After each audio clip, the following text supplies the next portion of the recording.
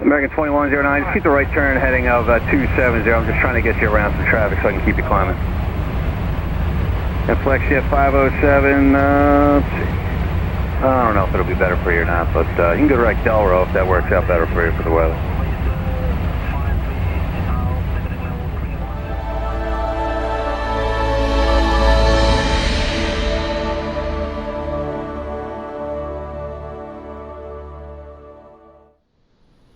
Hello again everyone, and welcome back to the channel.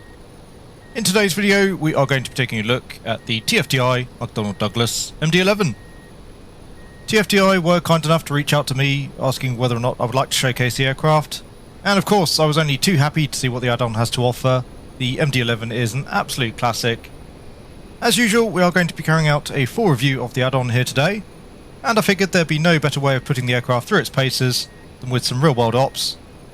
For our flight today, we'll be loading up the jet here on the ground in Memphis, FedEx's main global hub, and we're going to be making a fairly long run up north towards Anchorage, Alaska.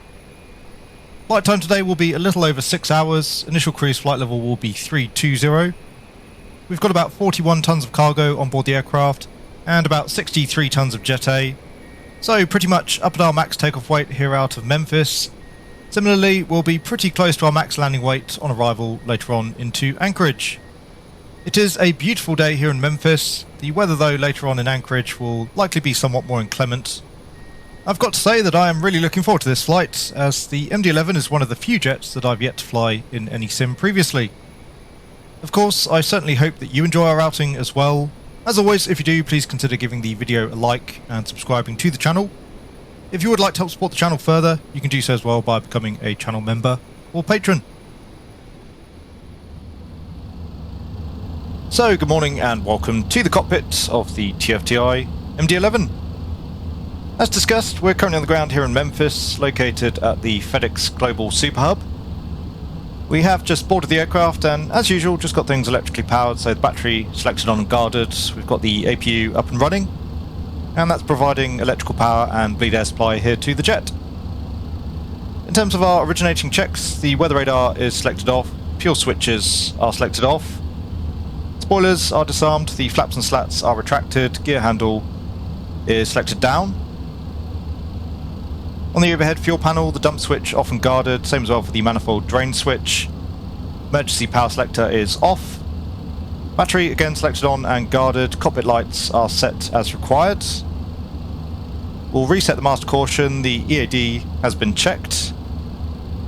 For the captain's EIS, currently on source 1.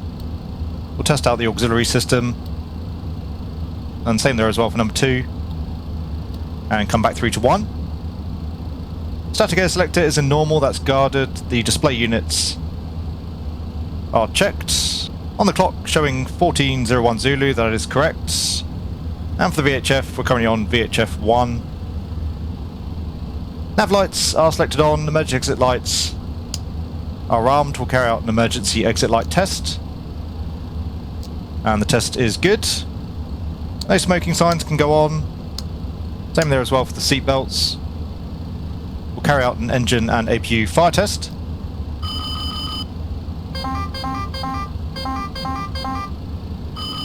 Engine 1, fire. Engine 2, fire. Engine 3, fire. And again, the test is good. On the overhead electrical panel, the AC and DC 1, 2 and 3 lights are extinguished.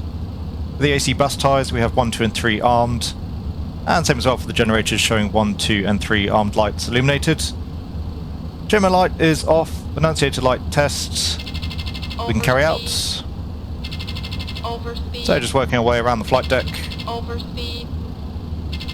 Overspeed. And everything looking good. Overspeed. On the cabin pressurization system, the system currently in auto. We should as well see the cabin outflow valve there indicating fully open. That particular gauge doesn't seem to be currently modelled. APU air is selected on, we'll take the IRS selectors on, so 1, 2 and 3. We'll carry out a CVR test. And again the test is good. Bus fault lights are out, cargo temperatures are set. Hydraulic system, the panel there in automatic. showing 1, 2 and 3 pressure lights illuminated, expecting to see those. We'll carry out a hydraulic pressure system test.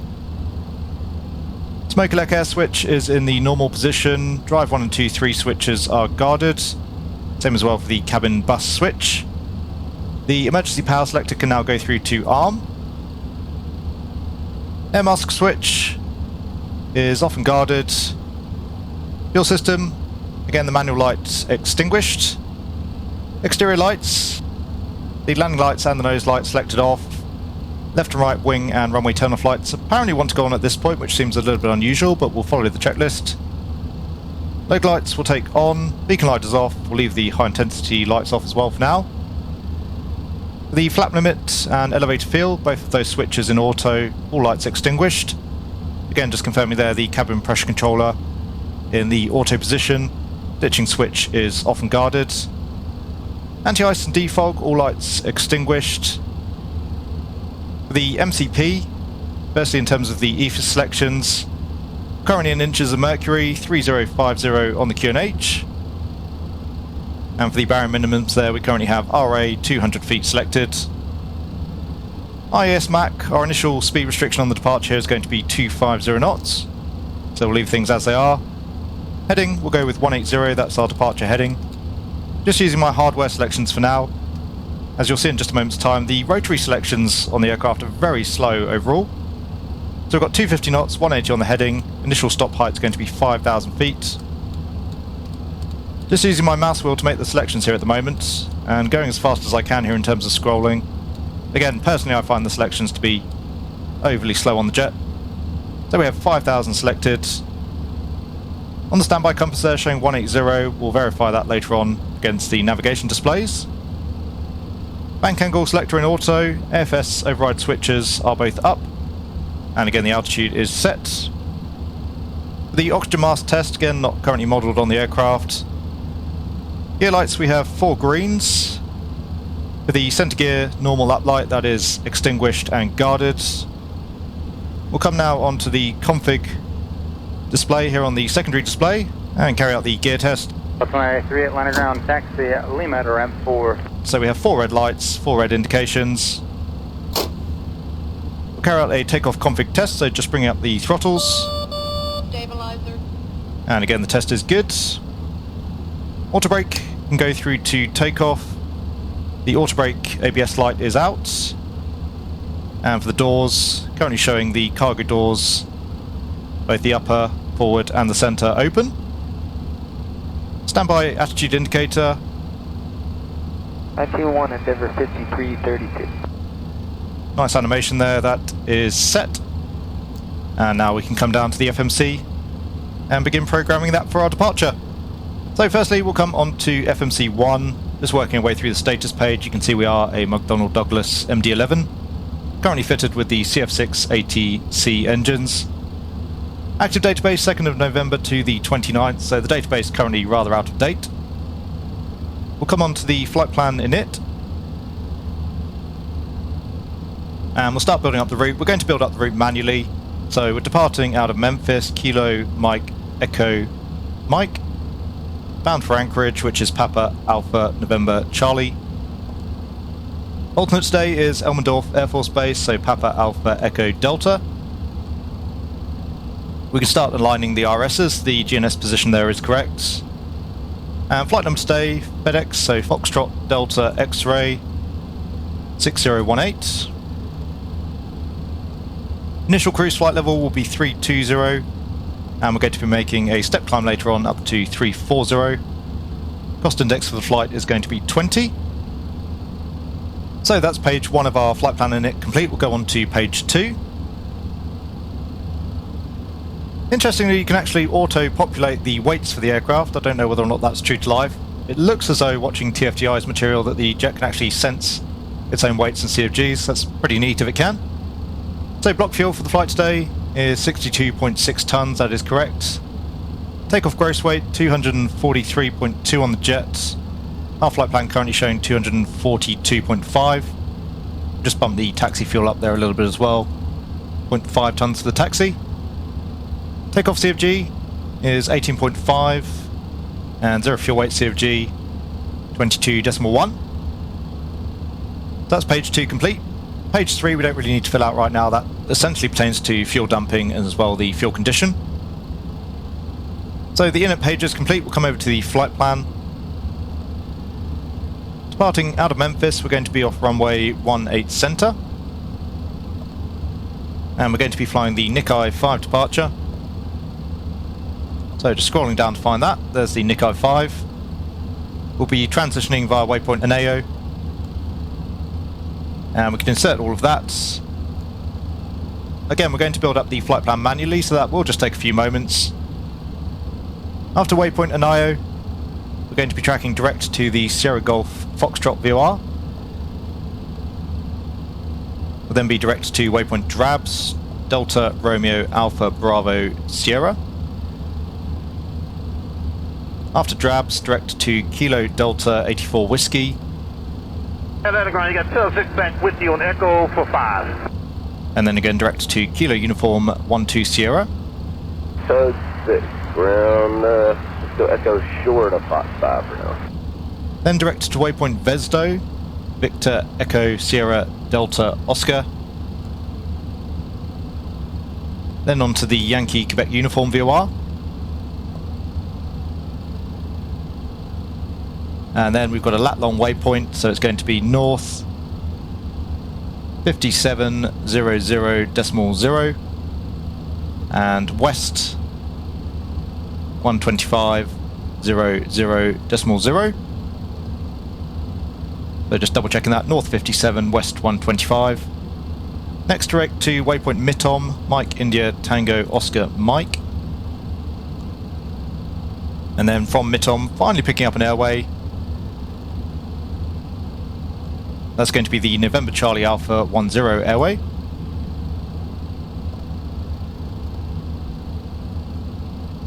That takes us out towards the Yankee Alpha Kilo VOR. Will then be the Juliet 501 airway. 2700 joining Fox for ramp 2. And that takes us to Juliet Oscar Hotel, which is the start of our arrival. So again, we'll insert all of that. We'll get the arrival in here as well. Anticipating at the moment that we're going to be in on runway 15 at Anchorage. 2700, let it go, Fox 2. Going to be the Peters 3 arrival, and again coming in via Juliet Oscar Hotel. So once more we can set all of that. And we'll just briefly run away through the flight plan. So 18, the Nikkei 5 departure, out towards Nikkei with the Anio transition. Sierra Golf Foxtrot Drabs, checking the waypoints, north 57, west 125. Now Delta 21, 27, 4 South, Victor, taxi please. And then Juliet Oscar Hotel for the Peters 3 arrival.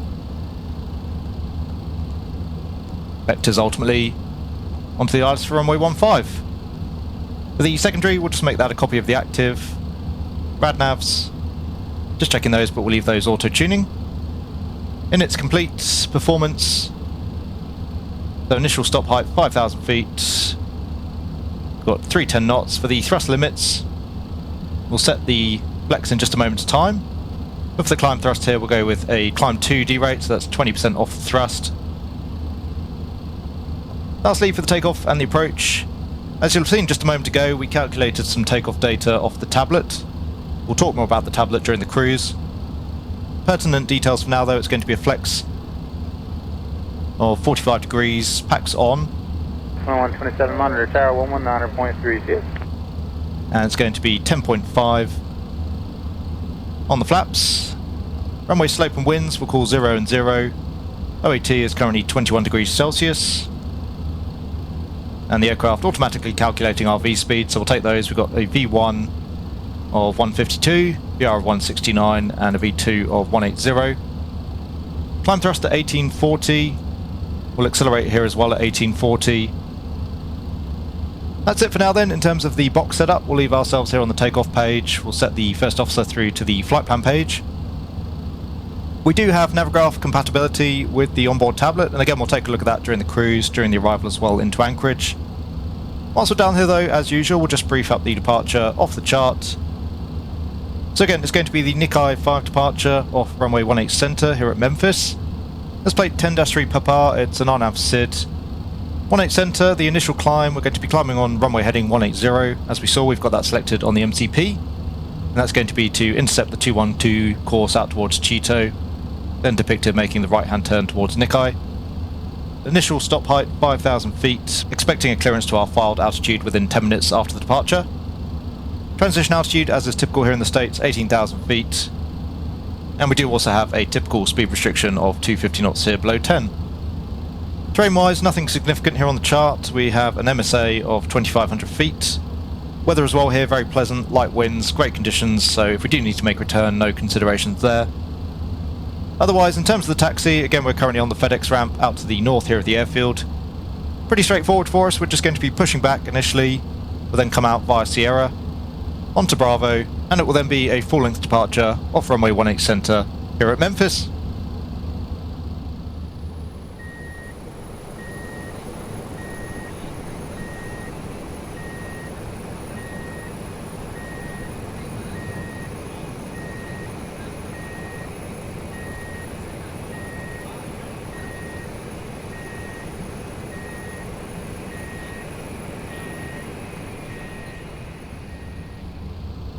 Okay, so loading is now complete. We do have the aircraft doors closed up, just the cockpit preparation checklist left to run.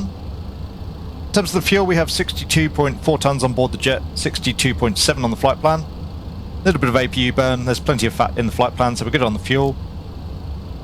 Distribution looks good, and just confirming here on the overhead, we have 18.3 in the left and the right, 25.8 tonnes there in the centre tank. Oxygen mask system test, again unfortunately we can't currently carry that out in the TFDi MD-11. Aircraft status, just the engine ignition not armed, we'll take care of that in just a moment's time. On the PFD we are indicating taxi, FMS setup is complete, auto brake is set through to takeoff. Takeoff config warning system test has been carried out, the flap takeoff selection we have 10.5 units. That's also selected there in the FMC, and that is as per our calculation here in the EFB. Rudder and aileron trims are neutral, that is the cockpit preparation checklist complete. Ahead of the start then, we'll take the beacon light on. Auxiliary hydraulic 1 pump is selected on, and the outbound sector here, so we'll go with ignition A for the start. Fuel system is in the automatic mode, same as well there for the air system. In terms of the before start checks, doors and windows 9 left, Mike 2 behind the 7-1 off our left, Delta 1478. Are closed. Part brake will take off. Hydraulic auxiliary 1 pump is selected on, engine ignition, system A. Beacon light is on, that is the before start checklist complete. So part brake off, as usual, we'll just wait here until we've commenced the push before we begin the start. In terms of the start sequence, we're looking at 3, 1, 2 on the engines.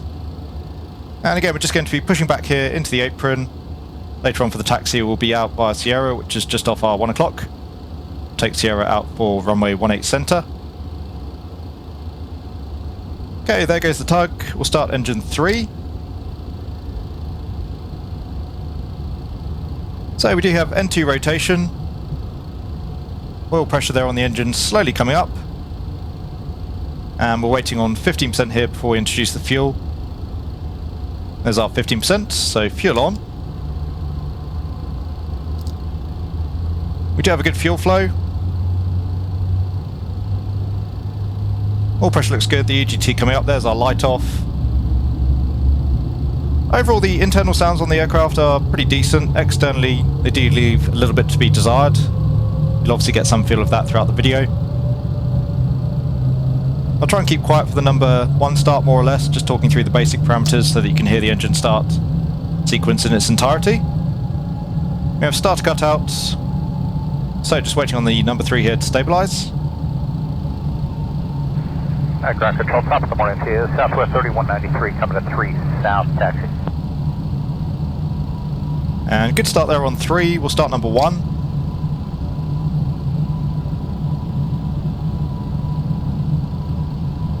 Again, we have N2 rotation, the oil pressure coming up. We can stop the push here as well. There's our 15%.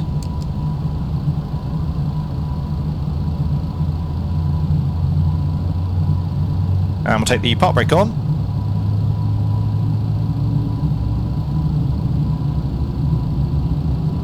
There's our light off. And all pressure looking good.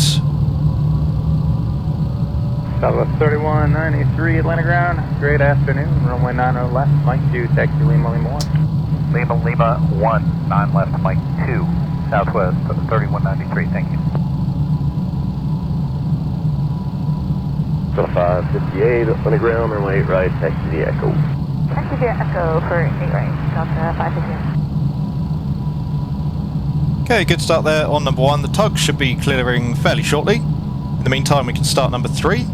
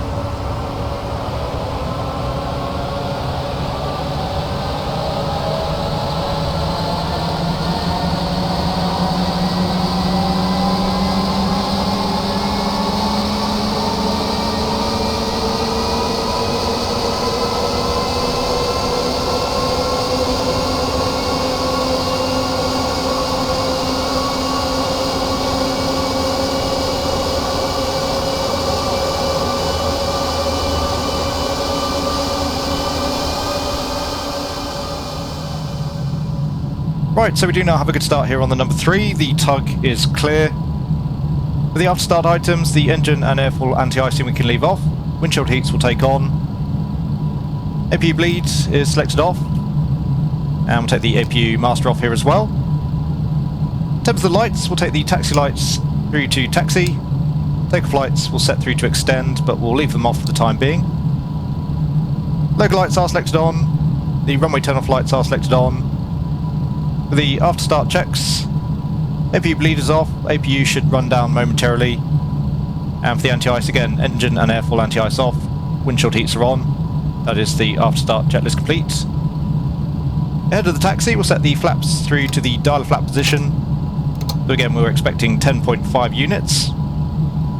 Spoilers are armed. We have flaps 10 there on the PFD.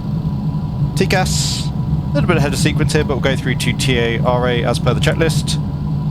Stabilizer trim, we are looking at 7.1 units. So just setting that here against the system's display. So 558, monitor tower 119.1. Monitor tower, Delta 558. And a little bit tricky to refine there, but we'll go with 7.2 units nose up.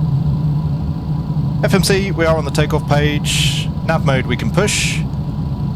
And we have nav mode armed. In terms of the taxi checklist then, the flaps, we have dial flap selected, 10.5 units, flaps 10 on the PFD, and 10.5 there in the box. Spoilers are armed. Flight controls, we'll just come down to the flight control page. Good afternoon, JetBlue 520, 1 south, ready taxi. And we have full up, full down, and neutral, full left, full right, and neutral, and on the rudder, full left,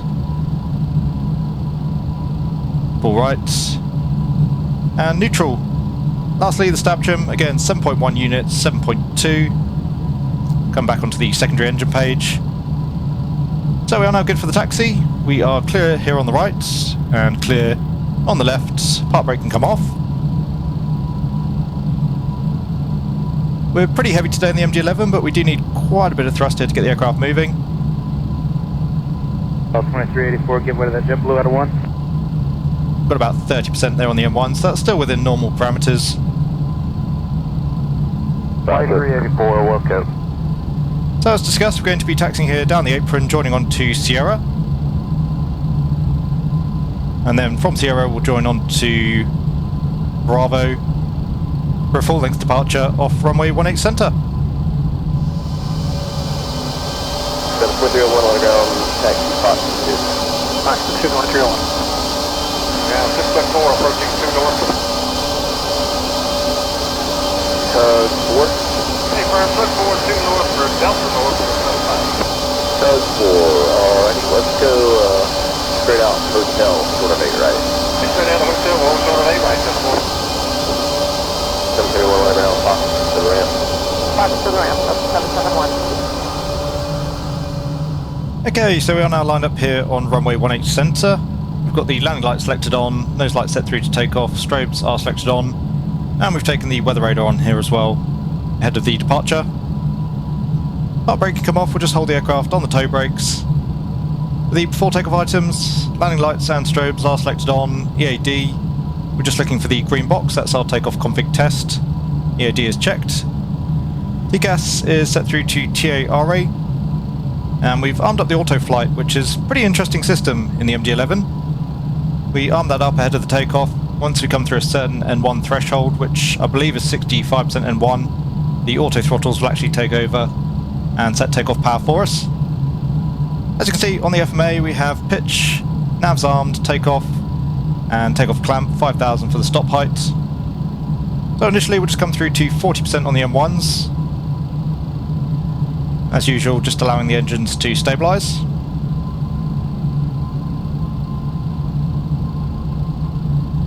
And take off.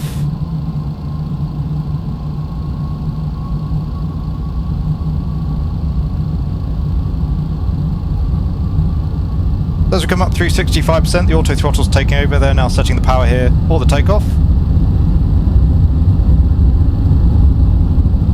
Airspeed's live. Power is set.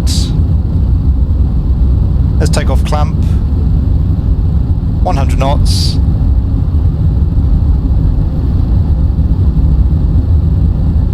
The aircraft feels reasonable on the rudder. There's V1. And rotate. So back on the yoke. Initially the aircraft pretty sensitive on the yoke, but then it actually becomes very heavy once you come back through a certain range on your hardware. We do have positive climb, we'll bring up the gear. And pitching for around 20 degrees nose up initially, so pretty high performance there from the MD-11.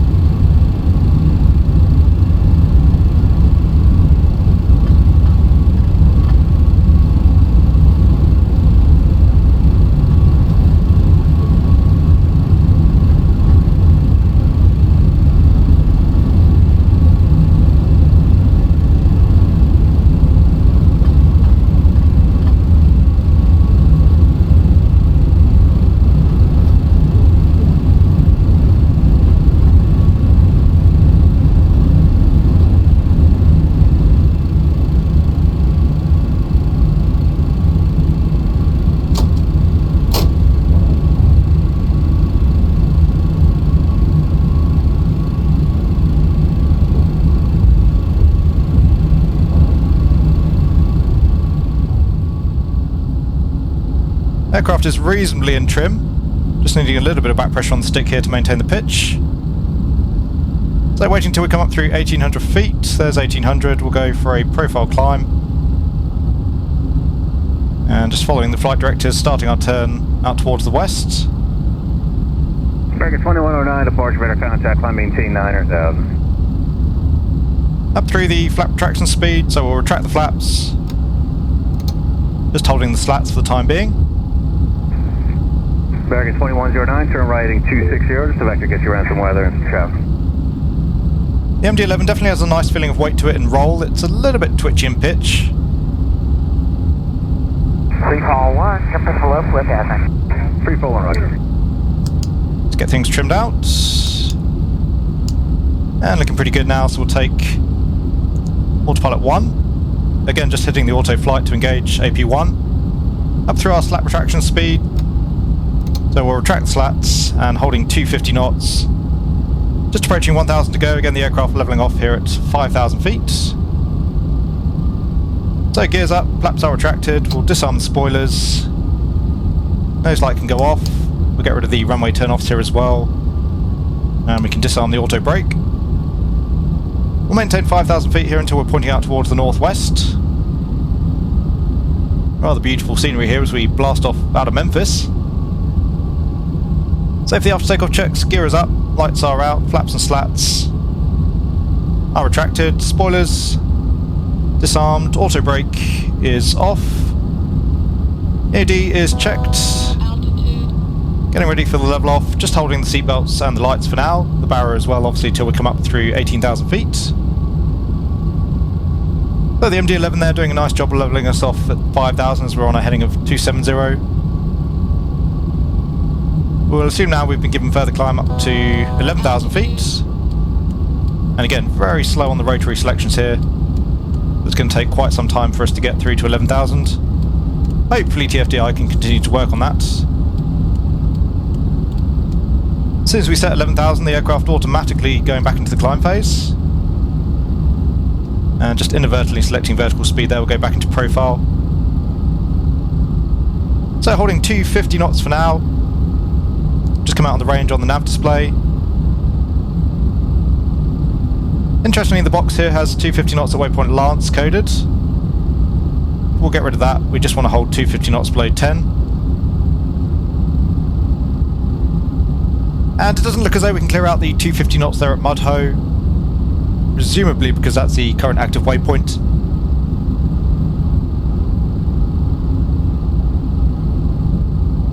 Okay, so that is 250 knots out of the box now. The aircraft actually accelerating here up towards 263. We'll hold that for now.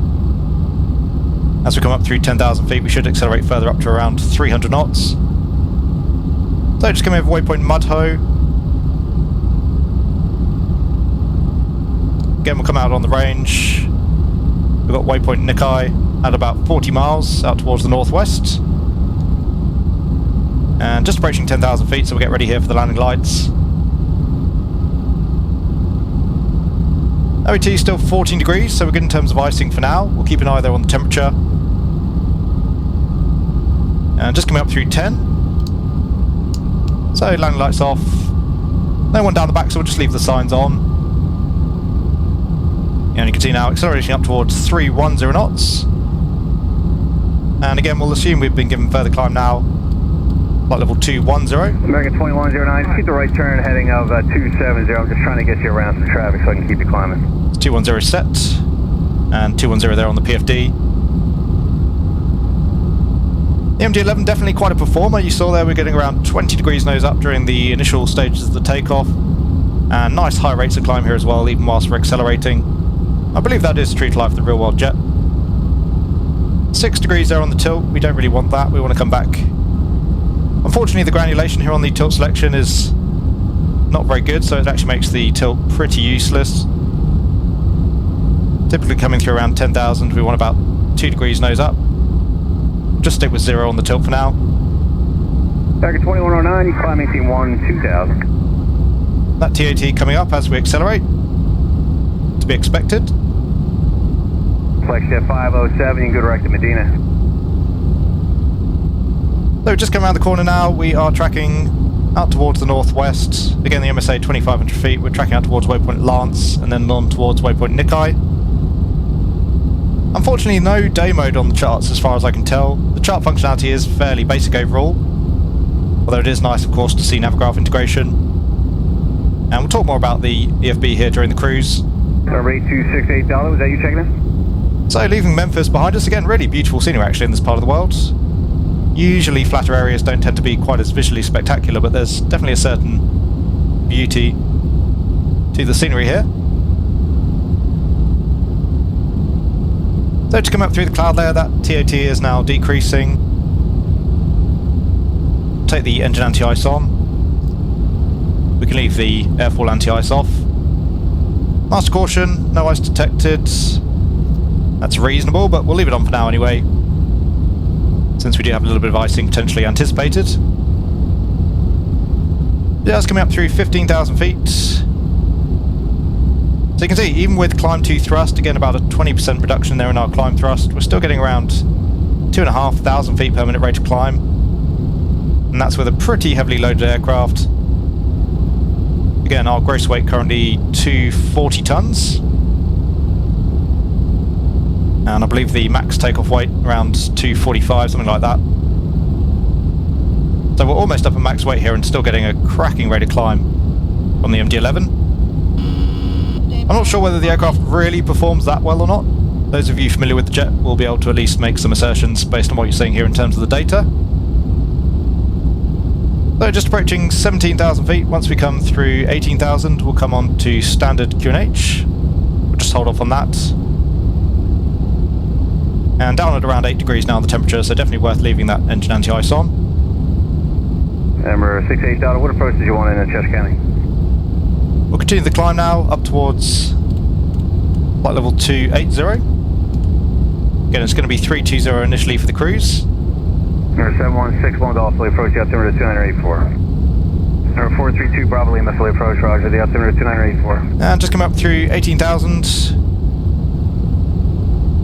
So just pulling to set standard, we've got 299.2 on the primary. We'll set that here as well on the secondary, which again unfortunately is going to take us quite some time. As I say, definitely one of the areas of the aircraft that needs some work. And there are a few areas that definitely do still need some work on the product. So we've got 2992 there on the standby, and 2992 set there on the right. So just coming up through that first cloud layer, we're now clear of any potential icing. We'll take the engine anti-ice off again.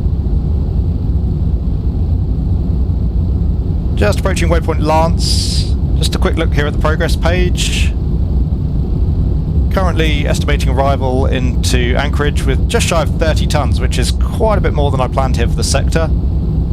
At the moment though, no winds in the box, so it'll be interesting to see whether or not we do arrive with a more reasonable amount of fuel. We'll obviously talk more about that throughout the flight. We'll leave the progress page up there for now, and we'll continue now all the way up to cruise flight level. So initial cruise flight level there, 320, and we have 320 there on the PFD.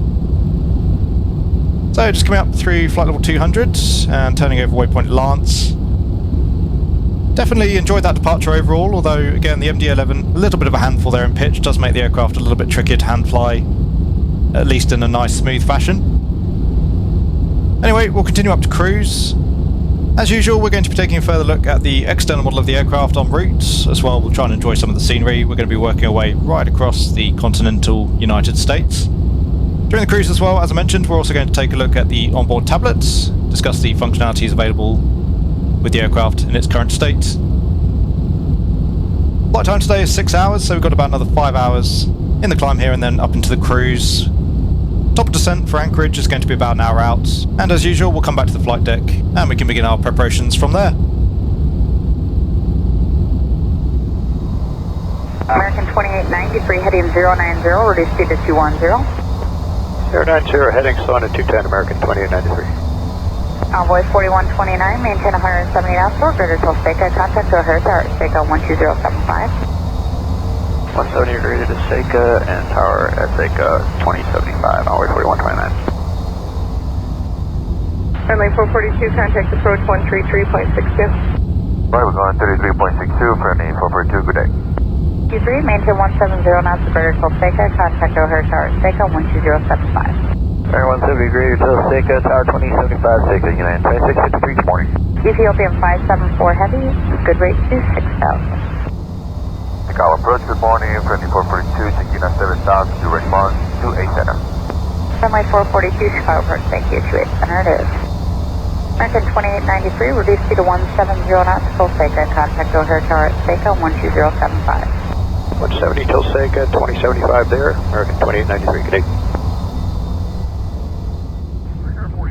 So, welcome back to the flight deck. We are now established here in the cruise, and we've also made a step climb en route, so we're now up at flight level 340. We've just passed over waypoint Vesdo, so crossing the US-Canadian border.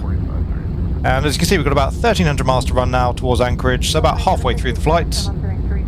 The estimated fuel on board is coming down to a more reasonable value based on the current winds encountered. So currently showing about 20 tons on arrival, that's about 3 hours worth of fuel, but certainly expecting to see that continue to reduce here as we approach Alaska.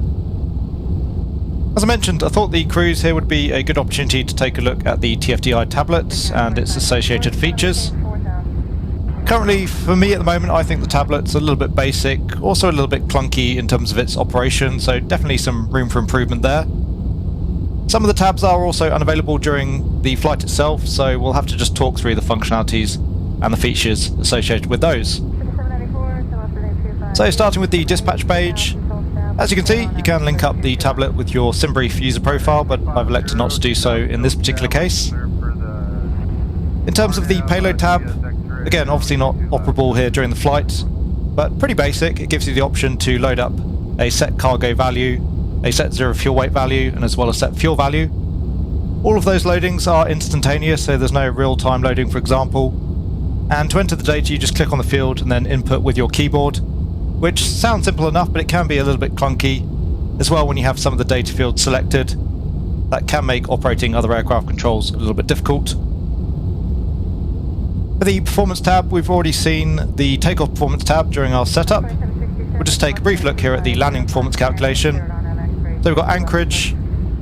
Again, we're expecting runway 15. Most likely it's going to be wet conditions. For now, we'll just use 0 for the headwind component. Current temperature is 4 degrees, QNH is 2942. Estimated landing weight at the moment is going to be 192.5 tons. We'll go with the low auto brake. And just for the sake of the calculation, we'll go with no reverser credit, planning on a flaps 35 landing. So for runway 15, landing distance available is 2,906 metres. Estimated landing distance is just shy of 2,200 metres. And stop distance available 2,815 metres. So again, fairly basic in its implementation, but certainly as far as the calculations go, things work pretty well. Charts, as discussed, you can link up your Navigraph subscription to the tablet, which is always a nice feature. Again though, the functionality itself is somewhat basic versus the competition. So for example, no data here is pulled from the FMC, you have to enter to your desired airport yourself. Similarly, you can't pin any charts, you can't save any charts. As well, I've been finding that my subscription keeps dropping out, so I have to log in fairly periodically with the aircraft currently, but expecting those sorts of things will be fixed up. As I mentioned as well, currently there doesn't seem to be a day mode for the charts, which personally I always prefer as opposed to night mode. But again, overall nice functionality to have. The services tab, once more, not available here during the cruise, but that basically just allows you to operate the aircraft doors. You can also connect a GPU as well as set the chocks. One feature that the TFDi MD-11 doesn't have, which would be nice, it would be great to have some custom ground equipment, for example a cargo loader. Similar to what we see with the PMDG 737, more diverse range of custom ground equipment. For the intro there I was using GSX, so if you're not a GSX user, then the aircraft does look a little bit bare when it's on the ground. In terms of state, fairly simple there. We can set the aircraft through to a cold and dark, ready for start or ready to fly state. You can also load your last save state, although there doesn't seem to be an option to actually save the state. It would be nice to have that option. Lastly, in terms of the options tab, general options are as you'd expect. We can adjust the screen brightness, we can select various temperature units and various aircraft behaviours. We can also log in to both SimBrief and Hoppy. Systems-wise, we can adjust some of the aircraft systems. So, for example, we can select an automatic anti-ice system, have a digital standby attitude indicator. As well, we can have tape displays for the engine information. And as you can see, various other options available to us. The crew alerting and warning system, again, various options available there. So for the flight today, we've got all of the auto RA callouts selected on. And lastly, in terms of performance, you can select various aircraft performance parameters. So for example, there you can set the D rates. We had a climb 2D rate. As mentioned, that's a 20% reduction on the thrust available. As well, there are a couple more options in terms of a high efficiency flat pylon, deflected ailerons. I'm not too familiar with both of those options. So once again, whilst there are some nice features associated with the tablet, I do think things just need tightening up a little bit in terms of the ease of use and user interface. Again, for example, greater functionality available with Navigraph, perhaps a more refined way of entering data into the performance page and the payload fields. And once more, a few further options as well in terms of custom ground equipment would be nice. Spirit 182, descend maintain 5,000. 5,000, Spirit 182.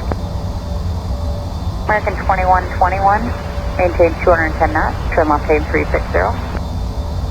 210 knots and left turn heading 360, American 2121. Approach Skies 5302, 12,000, information, Romeo.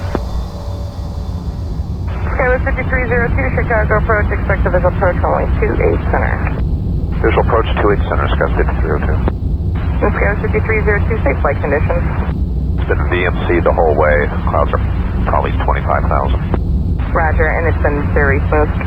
Yeah, sorry about that, very, very smooth. Thank you. In 2121, flighting 300, intercept the localizer.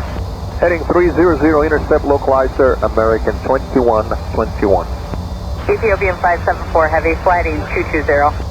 Heading 220, Ethiopian 574. Spirit Wing 182, reduce speed to 210. 210, Spirit Wing 182. So once again, welcome back to the flight deck. Still in the cruise here currently, though as you can see we are quickly approaching our top descent point. Maintaining flight level 340, we're going to descend initially down to 8,000. 42 with Victor Ray protecting. So we'll set that here on the MCP. Again, that is just going to take a little bit of time. As usual, we'll get the aircraft into the descent, then we'll run through the briefing, and thereafter we'll get the aircraft configured for the arrival. Just worth noting before we begin the brief, we do have a fuel caution there currently. Just as we came back to the flight deck here, we had a fuel temperature issue. We bring up the aircraft status. You can see that on the fuel temp, we've got fuel temp low, tell fuel forward. We're going to hold off on actioning that for now since we are about to descend, and we'll be going down into a warmer air mass. As a result, the fuel should start to heat up again. So the aircraft commencing the descent initially down to 16,000 feet for the first restriction. You can see there's waypoint Peters ahead of us, and Peters is the start of the star, the arrival into Anchorage. Just take a quick look at the fuel page. So again, it's just the tail fuel there. By the looks of things, it's getting a little bit cold. But again, we'll be descending down into the warmer air mass very shortly. The aircraft is asking for more drag. We're just coming back onto our speed target, so we'll hold off on that for now. You can see the message has in fact cleared. So as I say, we'll brief things up, then we'll get the aircraft set up. As we briefly mentioned earlier on, arriving then into Anchorage via the Peters 3 RNAV arrival. That's plate 10-2 Delta. It is an RNAV star. And again, we do have GPS primary. That brings us in via the Johnston Point VOR. Again, Juliet Oscar Hotel. In towards waypoint Peters, which we're now tracking towards, above 16,000 feet. And again, the aircraft targeting 16,000. Thereafter, onto waypoint Skins above 13,000. Waypoint Emat above 10,000. Bell above 8,000. And then waypoint Doug maintaining 8. After Doug, tracking out towards waypoint Lampy. And then on a manual leg or vectors back for the RLS onto runway 15. So again, we've just set 8,000 here on the MCP. We'll let the aircraft manage everything in VNAV as best as we can. That's always a good little test for any add-on. Significant terrain, as you can see on the arrival. We've got mountains here up to around 12,500 feet. The sector MSA for our arrival around 9,000, 8,900.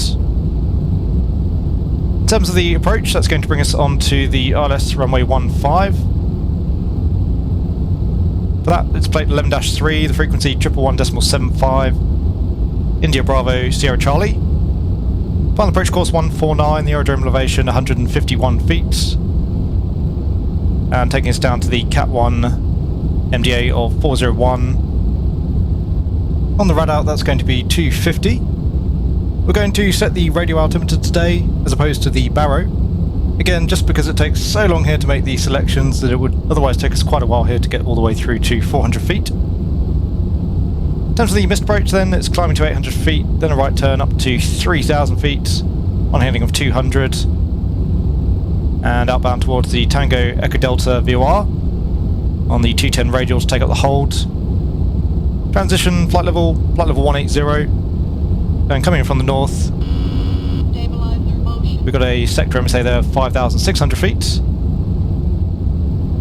That's in terms of the charts. In terms of the aircraft setup, once again, 8,000 feet for now in the descent. In terms of the takeoff approach, it's going to be a flaps 35 landing.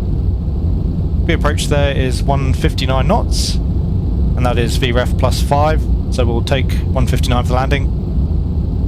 We do have a little bit of an issue here at the moment. We have rather underburned on the fuel. Just going back to the progress page, you can see we're arriving currently with around 16.5 tons. I'd planned for around 12. Always a little bit tricky to work out whether or not it's the aircraft's fault, since you often don't get very accurate winds here in the sim. But we're carrying about an extra 4 tons or so over what I planned. As a result, at the moment, that's giving us a landing weight of 197.3, and I believe the max landing weight, at least according to SimBrief, is 195 tons. So we might just have to dump a couple of tons of fuel here, as I say, during the descent. And just coming down now through 25,000. In terms of the nav aids, I'm not entirely sure whether or not the aircraft should auto-tune the ILS, but I found it's preferable here to manually tune, so we're looking for a frequency of 111.75. Morning Tower, Conoco 131, Lima Gates, rate taxi, whiskey. We'll just hard tune that now, inbound course of 149. So right nav's are set in terms of the performance. Everything looks good. Takeoff and approach page is complete. We'll come back onto the progress page for now. With the auto brake, planning on auto brake minimum. And in terms of the landing performance, QNH is 2943. Just set that ahead of time on the standby altimeter. Echo 131, follow Alaska 25 left, X Kilo Charlie, cross 25 right. Oh, Alaska 25 left, cross 25 right, Conoco 131. 2943. So we wanted 16,000 at waypoint Peters. We've still got another 6,000 feet to lose, only around another 5 miles to run. I think that was above 16,000, so the aircraft's still technically on a decent VDAV path. Indeed, that was above 16,000. In terms of the landing performance then, I did pre-calculate earlier on, but the tool here seems to have dumped the data, so again, a little bit clunky in terms of how it works. Once again, we'll go with wet. There is rain forecast. I've gone with 195 tons for the landing, low auto brake. And again, we'll take no credit here for the reversers. That's giving us a landing distance of 2,300 meters versus 2,900 available. So just coming down to 20,000 feet or flight level 200. Seatbelt signs are on. Speed looks good. In terms of the aircraft setup then, seatbelts are on. MCP is set. We've set up the FMC here as well. Standby altimeter is set. We'll set the primary altimeters here as we come through 18,000. And holding the landing lights here, of course, till we come through 10. In terms of the descent and approach checks, we'll take the engine anti-ice on. We are coming back down into the cloud layer. And just taking the windshield heats back on there as well. For the MDA, showing no ice detected, but anticipating again we are going to encounter some icing here on the way down. As discussed, for the DH in this case, there'll be rad out of 250. We've got that set. In terms of the flap selector, I've gone with 15 here on the dialer flap, just to give us a sort of intermediary flap stage. We'll have slats and then flaps 15, later on coming through to flaps 35 the landing. Again, the seatbelts are on, altimeters now. We'll come through onto the QNH, again that's 29.43. And we want that in inches of mercury. And looks like we anticipated things pretty nicely there, now showing ice detected. Hood 55, contact departure, good day. Going to departure, good day, 55. So we've got 2943 set there on the altimeters, just the landing lights now to come. And that is the descent checklist complete. Really awesome scenery here as we break down through the clouds. Obviously this is the high terrain that we briefed off the chart. And for now we'll just bring back up the chart once again. That's got to be one of the more epic views I've actually seen in the sim to date. That is really rather awesome. So for now then, just continuing the descent down to 8,000 feet. Again, we want to be level 8,000 at waypoint Doug. And thereafter tracking out towards the north on radar vectors. The ILS runway 15. County H15 heavy, turn left heading 190, runway 25 left, clear for takeoff. Left heading 19025 left clear for takeoff, Connie 815 heavy. FedEx 5432 heavy, check. Go ahead. Yeah, they're closing 15 on the half, so if you're not out here before that, you'll have to go to the pair of the 25s for departure. Okay, so we are just approaching waypoint Doug, levelling off at 8,000, just a little bit early there. The aircraft now coming back towards 225 knots there on the speed. Minimum clean speed 207. We'll continue our descent then down towards 5,000 feet. Connie 815 heavy, contact departure, good day. Departure, good day, Connie 815 heavy. Alaska 7015, turn left heading 230, runway 25 left, clear for takeoff, caution wake turbulence. And we'll just go for an open descent. So we've got idle clamp 5,000. We'll leave the drag for now. We just want to get ourselves back down on profile for the RLS, and we'll track back in towards waypoint Card. So currently at 30 miles, that means we want to be around 3,500 feet. We did dump a little bit of fuel, so the fuel now on board the aircraft is 14.5 tons, current gross weight 195.3. That is going to have us just below 195 tons here for the landing, but again, pretty heavyweight landing for the jet overall. And worth mentioning here as well, we're landing on runway 15 again with the auto brake. We'll use idle reverse and plan to vacate off on the left via taxiway Mike.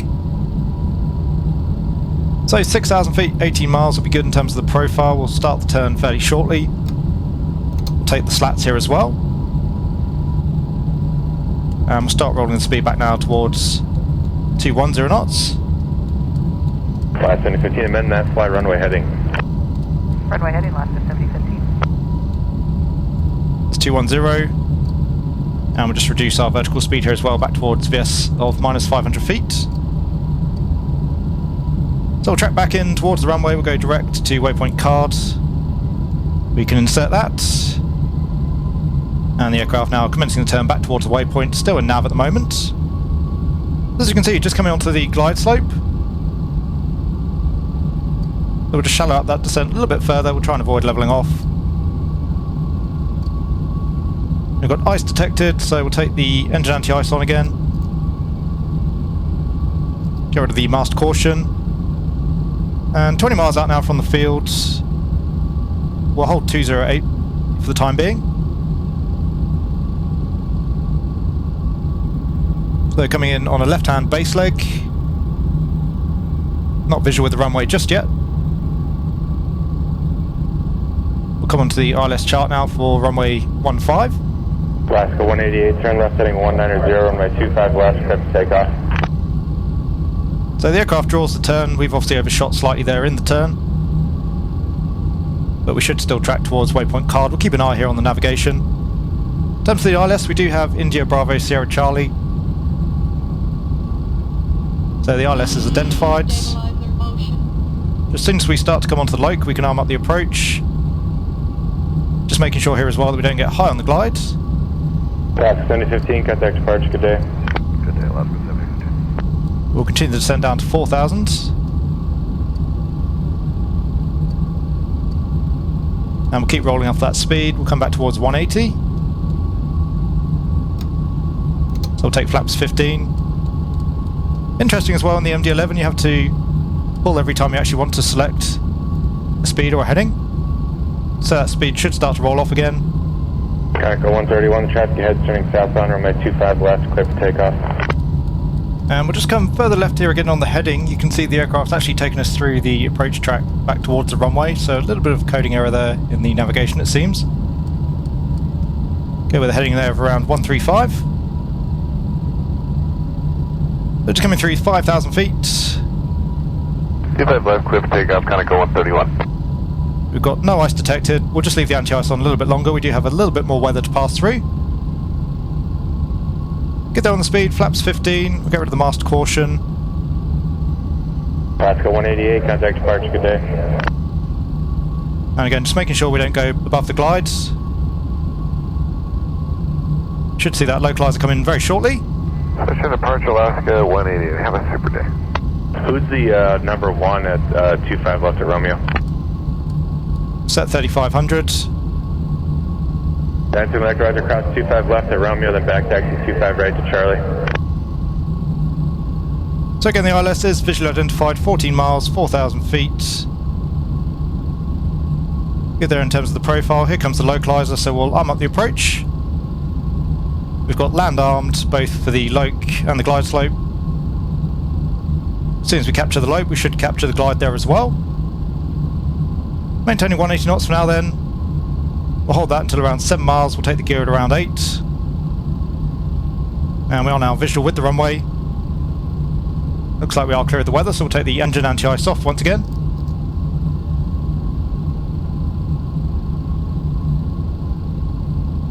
So there's the localizer and the glide slope. The missed approach altitude, we said that was 3,000 feet. We have 3,000 feet set. And just approaching 10 miles. So again, that makes sense with the DME. DME there looks to be correct. 10 miles we should be at 3,000. Nicely established then for the last of the approach items. The altimeter's QNH is 29.43. Probably that isn't actually set there on the first officer's side. Taco 131, contact departure 126.4. 26.4 for 131, take care. So we'll just set that for him as well. Guys in the 2342, runway 25 left, clear for takeoff. 25 left, clear for takeoff, 2342. 29.43. Landing lights are on, that is the approach checklist complete. Just coming down through 10 miles. Security 42 on departure, departure frequency 126.4. And we'll just center up that heading bug. 26.4, thank you. They're about 27 knots off the nose currently. Wide of strong winds, 2500, that is checked. Again, just waiting on 8 miles here for the gear. Fox 194, traffic heads westbound on departure, turn left heading 190, runway 25 left, clear for takeoff. So we'll go gear down, arm up the spoilers. Nose light can go on. And we'll bring the speed back now towards 160. Again, as you can see, by merely selecting 160, the auto thrust doesn't actually take care of that. Come through to flaps 28 initially. On departure, heading 190, 25 left, clear for takeoff, last 194. And we'll pull for the speed. And now we can come through to flaps 35. Again, that's our landing flap. Guys in 2342, contact departure, good day. Or departure, see you later, 2342. So holding 160 for now. We approach 158. And we do have 158 bugged there on the speed scale. So we'll go FMS speed, holding 157. The landing checks, we have gear down, 4 greens, spoilers are armed, flaps 35 selected and indicated, auto brake is set through to minimum. EOD, we do have a green box, so the config is good. That is the landing checklist complete. 5 miles to run. And looking good here on the profile, just slightly low here on the glide. Ever so slightly out to the left of the localizer here as well. Just keep an eye on both of those. Stabilizer motion. It's going to be good fun, going to be interesting trying to land the MD-11. The aircraft is known for being pretty tricky to land in the real world, and that does come across nicely in the sim. Pretty hard to get a greaser out of the aircraft. Okay, 3,000 feet, that is checked, we are stable. Still slightly out to the left of the loc, and still slightly below the glide. Yeah, unlike the 777, which we flew in our last video, again, the MD-11 definitely quite a bit tricky to land. So we'll disconnect the autopilot. Autopilot. The nose just wanting to drop there as we do so, which is a bit strange. And we'll get ourselves here back onto the centre line. So the aircraft quite out of trim there as we disconnect the autopilot. Stabilizer motion. Correcting for that. Quebec 90 Echo, turn left heading 190, runway 25 left, clear for takeoff.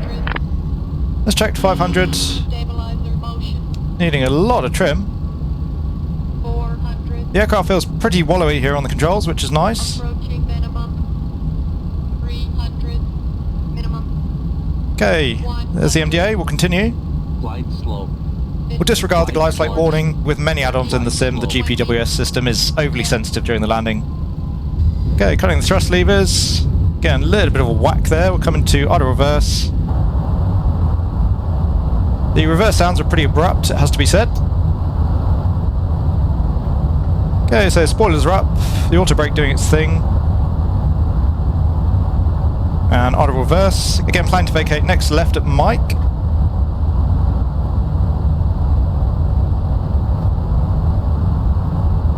Speed's rolling off, and we'll start manually braking now to vacate.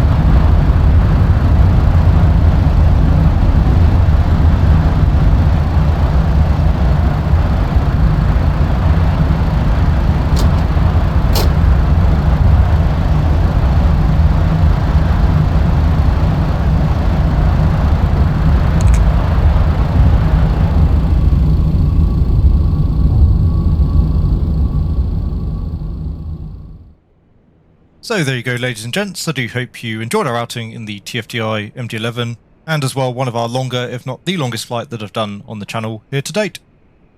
As usual, I'll finish up the video with a slightly more detailed breakdown of the add-on in terms of its various strengths and weaknesses.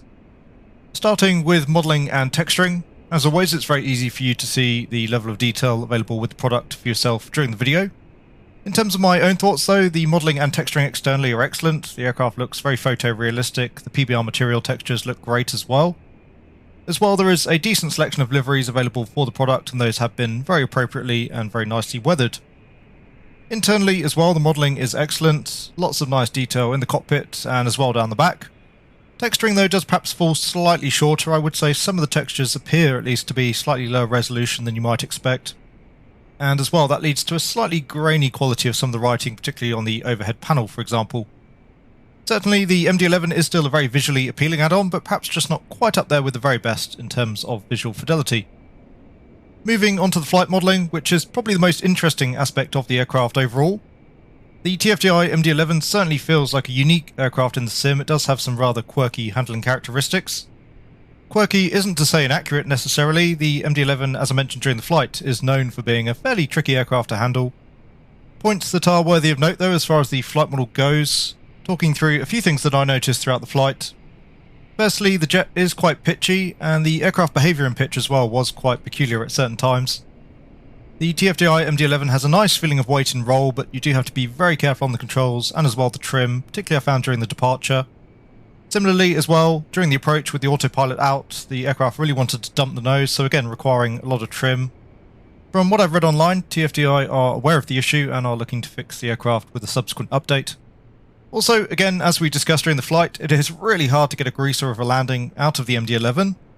Once more, from what I've read, from what I've heard, that is pretty true to life of the MD-11, so it is of course very nice to see that TFDi have managed to replicate that within the sim. All in all, it feels as though there is probably still a little bit of tweaking to be done with the flight model, but overall the MD-11 does feel like a diamond in the rough, certainly again a very unique experience within the sim. A challenging aircraft to fly, and it does feel as though TFDi have probably got the handling characteristics of the jet about right. As far as the aircraft system's fidelity goes, overall there the depth seems to be very good. Again, probably just a little bit of tweaking required on some of the auto-flight systems. As well, you'll have seen there during the approach, we did actually miss the localizer initially. The aircraft didn't quite track inbound towards the runway.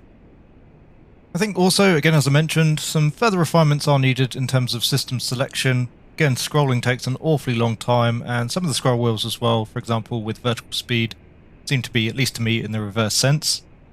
There are currently no modelled circuit breakers or built-in failures, although those will be coming at a later date with an additional payware package.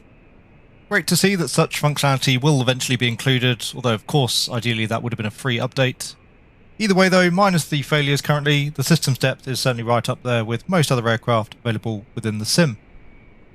Moving on then to the aircraft sounds, and for me this is probably the area where the MD-11 still needs the most work. The cockpit sounds are generally great, certainly very nice in terms of ambience as well, all of the correct callouts, the correct system sounds, and control operation sounds. The engine sounds internally are passable, but there's not much range to be had there at different thrust settings. Externally, I would say that the same is true. The engines do sound decent from certain vantage points, but at others they sound a little bit washed out. Overall, at least to my ears, the engine sounds externally are somewhat flat, and again just lacking somewhat in range. So I'm hoping that we'll see some further tweaks, some further improvements to the engine sounds. Otherwise though, the aircraft sound suite, again, very good. Also worth noting, as you'll have seen there during the landing, there can be some quite abrupt sound changes with the engines, for example there when applying the reverse thrust. In terms of included extras, currently the aircraft is somewhat middle of the road. We do get an onboard tablet with Navigraph and SimBrief integration, which is great. There are some additional features associated with the tablet as well. We have looked at the tablet in some depth, and again I've discussed the shortfalls of what I see currently with the implementation. The TFDi MD-11 is a pretty expensive add-on, so certainly hoping that we'll see a more complete feature set as the aircraft develops. As best I could tell as well, interestingly there doesn't seem to be any pilot avatars included with the aircraft currently. The default Sobo ones don't seem to display. A little bit odd, I assume that will be rectified at a later date. It would be nice as well as always to have that option internally as well. The aircraft does come with a decent selection of liveries available from the TFDi website. Those are rather nicely done, and as I mentioned, very nicely weathered.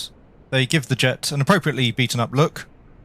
So overall there are certainly some nice additional features included with the aircraft, but it would be nice to see things just fleshed out slightly more in that regard. As far as included documentation goes, I have had a look in the usual places. I've also had a look around online, and as best I can tell, no manual included with the aircraft. Again, at this sort of price point, one would certainly expect a detailed manual. And again, the MD-11 is a fairly unique aircraft to operate. There's not quite as much documentation floating around online. Lastly, in terms of the aircraft's FPS, I was getting about 55 frames per second with the MD-11 versus a solid 60 plus with the default Cessna 152 under the same conditions.